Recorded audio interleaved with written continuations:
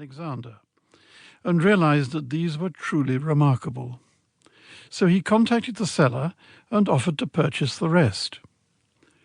A year passed, and he'd given up hope, when finally the seller offered him the remaining letters for the original auction price. Eileen Alexander graduated in 1939 with a brilliant first-class degree in English from Girton College, Cambridge. Her subsequent accident in a car driven by her future husband, Gershon Ellenbogen, begins the correspondence and their love affair. There were approximately 1,400 of these letters, written almost daily, covering the years 1939 to 1947. David began transcribing them.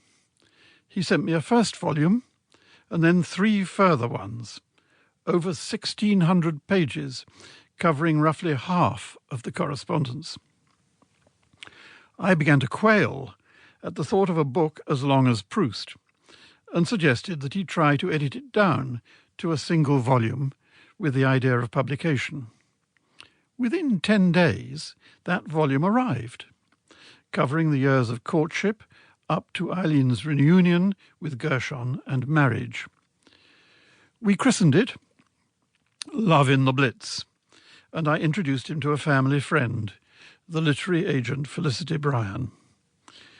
She read it while confined with flu on her sickbed, and the next day phoned David and offered to be his agent. Together, the 3 of us began to research the history of the correspondence. The letters appear to have been first auctioned at Bridport Auction House in a bundle of miscellaneous papers shortly after Gershon's death in 2003. Presumably they'd been part of his house clearance. The lot did not sell and was taken away by an employee who sorted the letters out from the rest of the papers and identified the writer, but found the task of transcription too difficult. A decade later, in January 2015, she put them back into the auction house as a separate lot. Large quantity of correspondence, 1939 to 1947, written by Eileen Ellenbogen, née Alexander, to Gershon Ellenbogen. Eileen Ellenbogen, a graduate of Girton College, was a noted teacher, writer and translator, especially of Georges Simenon's Maigret books.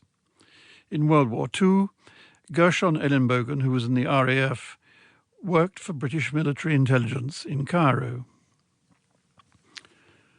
The letters were bought for £250 by the dealer who subsequently began offering them on eBay until David's intervention.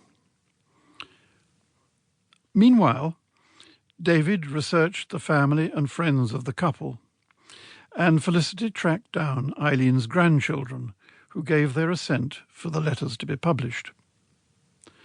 So, these letters, surely some of the most beautiful and vivid love letters ever to be written during the Second World War, have survived through a series of chances to be rescued from oblivion by David McGowan, their devoted transcriber and editor. We plunge into the correspondence and follow the young writer's experiences day by day, with little knowledge of what lies ahead as she lives through the war years. Slowly we learn to know her idiosyncrasies, her growing love, her relations with her rather odd, as she describes them, family, her experience of the Blitz in London. We learn to trust her judgments on her circle of friends and acquaintances, and we find them increasingly hilarious. Everything is seen through her eyes. Even her beloved is only dimly reflected in her comments.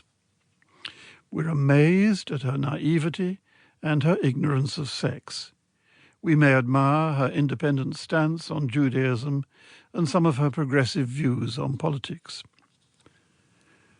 We begin, too, to appreciate that Eileen is involved in a new literary genre with a multiple purpose. The first is to enmesh her beloved in her life, to keep him engaged with herself and prevent him straying during their long separation.